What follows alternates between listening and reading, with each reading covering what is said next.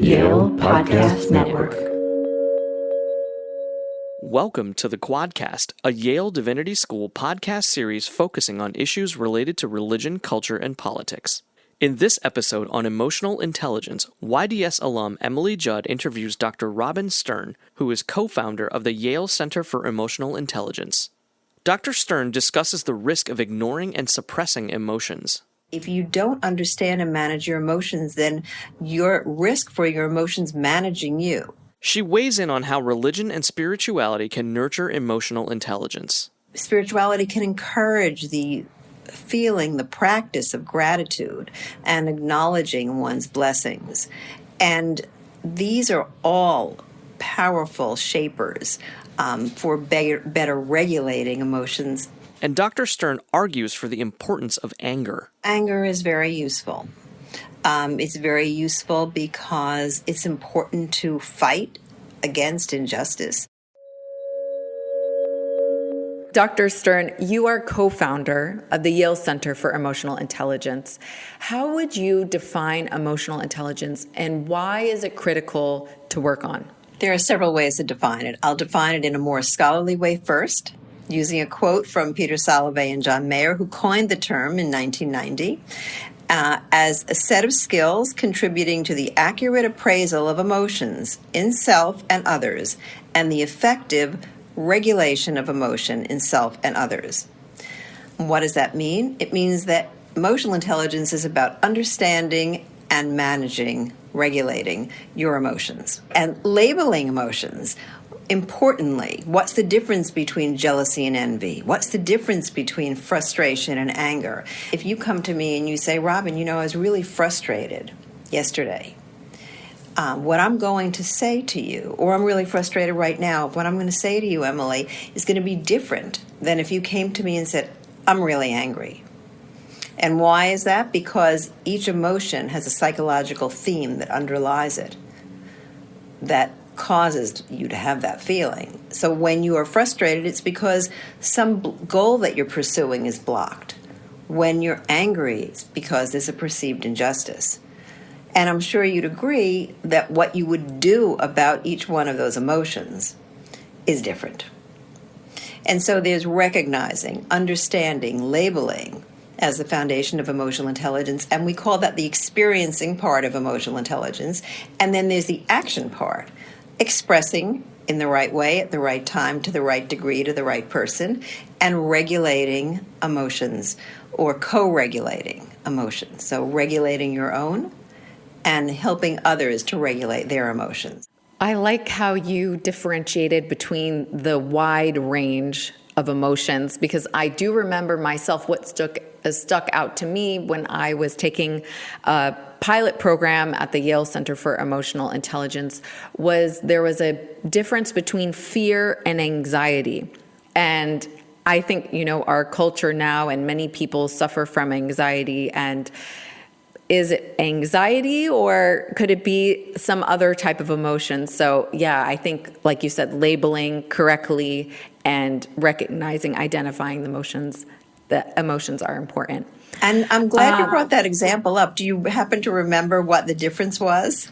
I think anxiety, it's like a worry about a future maybe event, and fear, it's more imminent. Or can you explain? Exactly. So you were a quick study and you learned. Oh, good. I'm happy. So fear is about impending danger, right? And anxiety is what we're all living with, which is uncertainty, an uncertain future. We don't know what's going to happen. And that is a lot of what's happening today in our world, and has been certainly very deeply since COVID. Beginning of COVID, we all lived with that kind of out of control, uncertainty, unpredictability. Yeah, and I mentioned the pilot program at the Yale Center for Emotional Intelligence. That program really helped me understand the values of emotion and reframe the perspective that I had before, which was that emotions are a sign of weakness and it's better just to ignore them because they're not rational, and logic is much better. Why is knowing, recognizing, labeling emotions emotional intelligence in general. Why is that important, not just for an individual, but for society as a whole? Without knowing your emotions and being able, therefore, to manage them in the service of your goals, it's like flying blind. Because we know from decades of research is that people are having emotions all day long, every day. And if you don't understand and manage your emotions, then you're at risk for your emotions managing you. I mean, if you think about, first of all, if you just open the newspaper, turn on your computer, think about your last day at work, for the most part, it's easy to see where people are out of control, dysregulated, or cut off from their emotions. So with the teaching and learning of emotional intelligence, which hopefully is happening all over the world, much of the time now. Certainly we are making that effort, and right now at the Yale Center for Emotional Intelligence, we're in over 5,000 schools around the world in 27 countries. So it really is a significant effort, and hopefully we'll continue to do that, and the world will allow us to. The hope is that with greater awareness, with greater ability to manage emotions and to express them, there'll be less violence. We know there is less anxiety, less depression, greater ability to perform, greater ability to work at your fullest potential, healthier relationships, the greater ability to make good decisions. We know that emotions impact 5 areas of life: attention, memory, learning, decision-making and judgment, relationships, physical and mental health, and creativity and everyday functioning, like getting through disappointment. So think about that.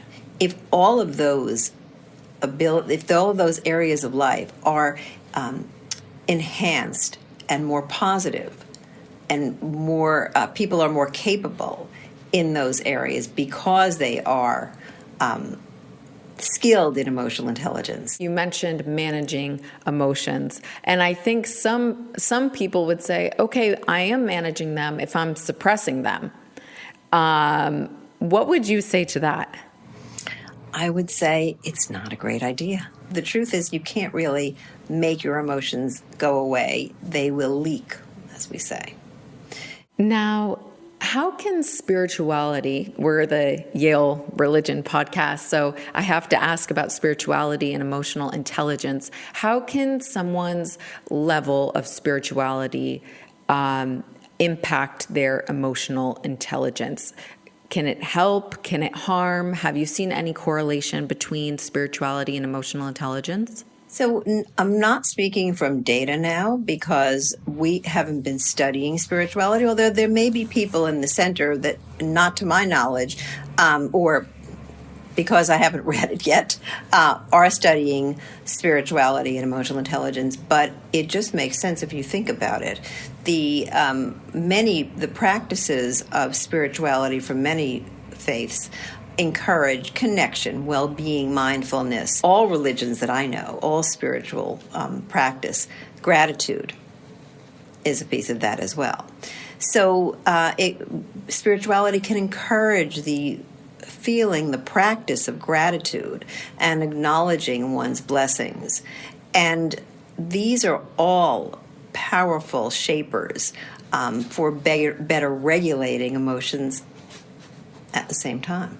So not only does the practice lead to positive emotions, but it also, all these various practices, but they also can be good ways to bring and gather yourself in a moment where you are dysregulated. Thinking about specific religions in particular, Christianity, there is a tendency in Christianity to portray Jesus as this figure who is above human emotions.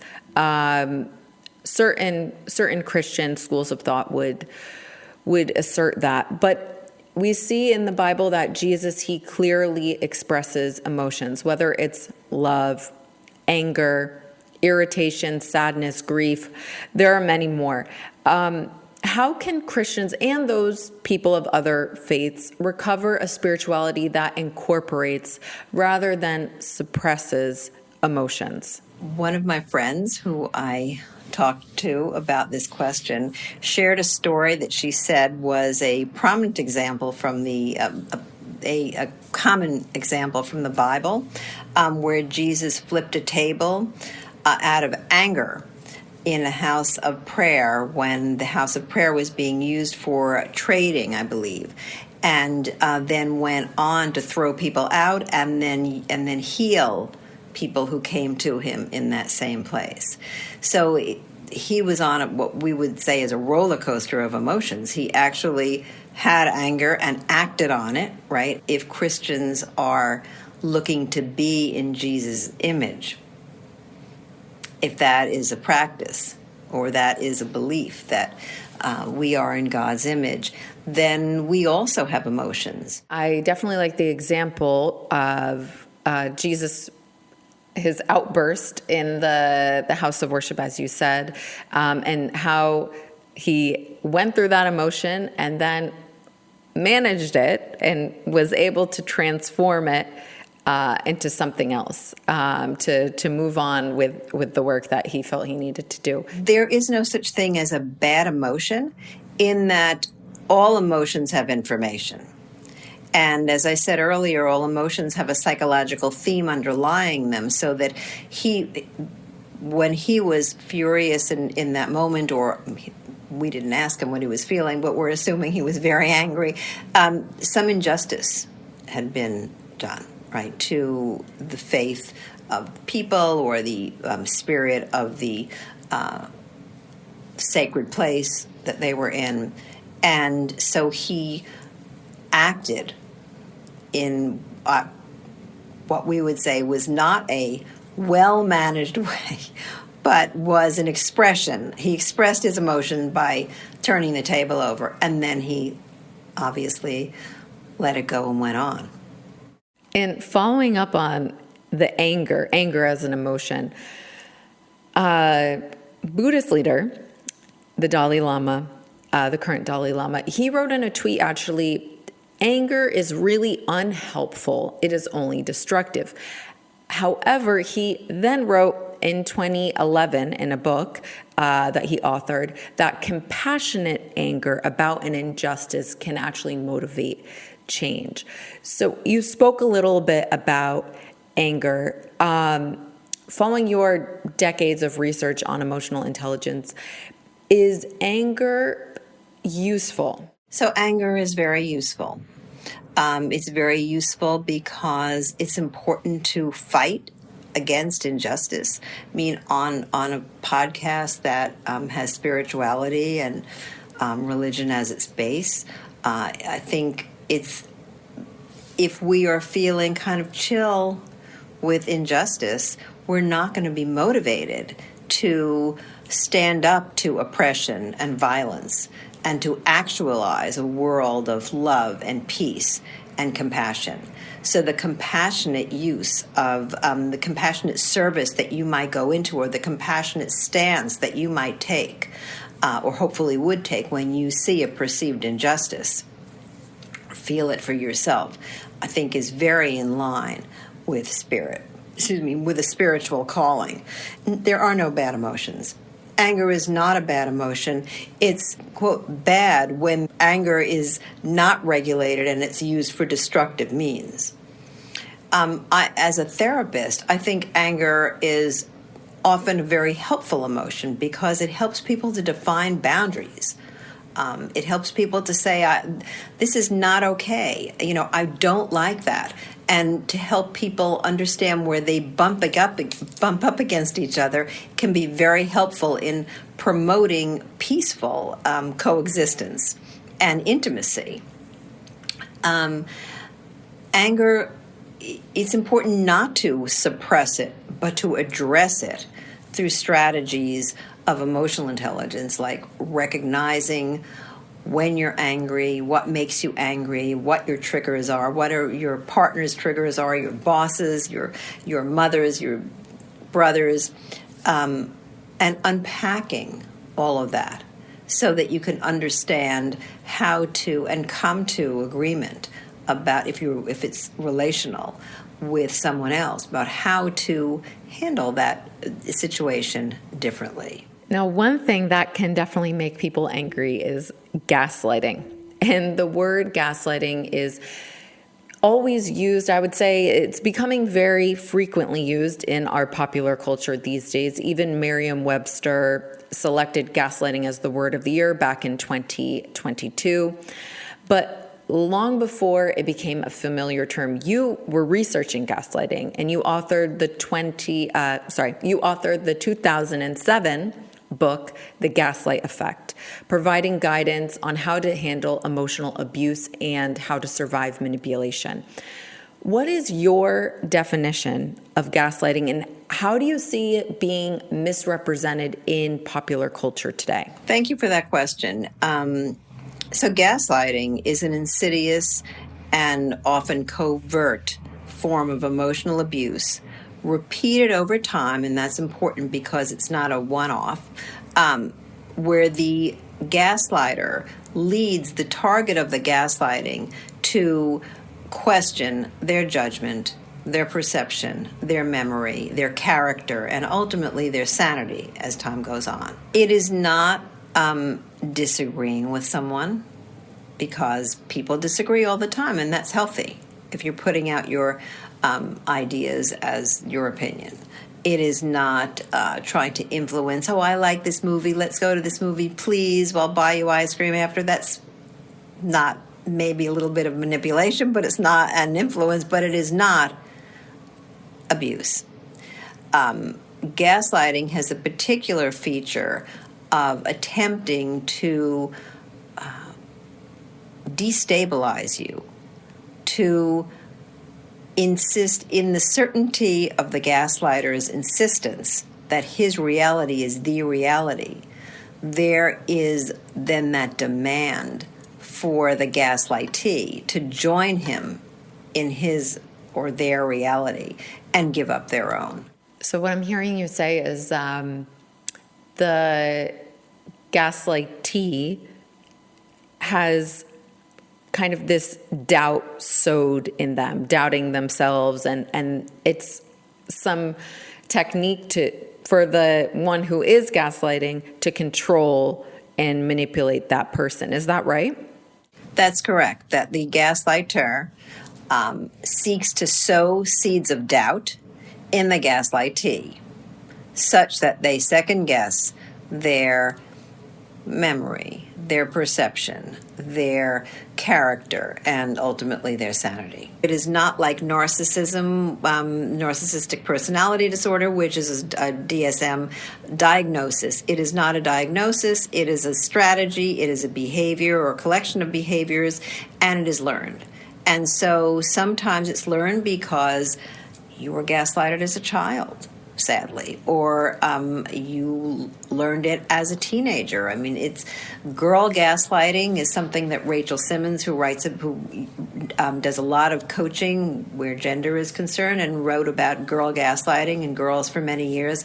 And she, when I wrote my book early on, she said, well, that's very common between girls. And even in the movie that was made from her book, Odd Girl Out, there was this moment that's so familiar. I'll just repeat it now, where somebody said to her friend, hey, you haven't saved me a seat at the lunch table for so long, and are you mad at me? I'm paraphrasing. And the friend, who was the popular girl, trying to alienate herself from the no longer popular girl, said to her, whatever, you're so sensitive. So it may be true that this young girl, or any one of us, are sensitive when we hear that from the gaslighter, but that has nothing to do with the fact that they still didn't save you a seat at the table. So a gaslighter can be manipulative and deflect attention and put the blame on you, or put the attention on you, pivot the conversation to you, so that you're now on the hot seat. My final question, as we discussed emotional intelligence, different emotional behaviors, gaslighting, but how can someone develop emotional intelligence without a therapist? What resources are out there for them? So there are so many courses, and there are lectures, and there are, if you are a parent looking to help your children develop emotional intelligence, there are schools all over the world that have implemented and integrated the ruler approach, and there are other social and emotional learning programs. And importantly, there is this wonderful app that anyone in the world can get on their phone. The former head of Pinterest, Ben Silbermann, and his team, through a generous grant that they gave the Center for Emotional Intelligence, Mark Brackett and Zorana Pringle and I have worked on this app with them. And it is now called How We Feel. Ben heard about our work, read Mark's book, and invested in the center to work with us so that we could build an app that anyone can use for free in perpetuity to track their feelings, to build their vocabulary, to learn the skills of emotional intelligence, and to see the patterns of their emotions over time. I recommend it highly. The creativity and innovation and design work that went into the app is fantastic, and it's beautiful and fun to use. It's interactive. You learn a lot about yourself just in going through checking in with your feelings.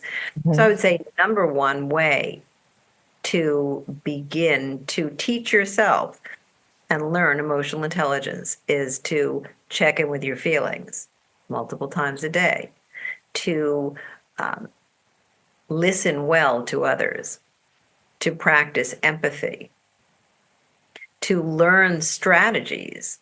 And you can do it through the app very easily. I'm downloading now. Well, thank you so much, Dr. Stern, for joining us for this podcast episode. It was really a pleasure to have you.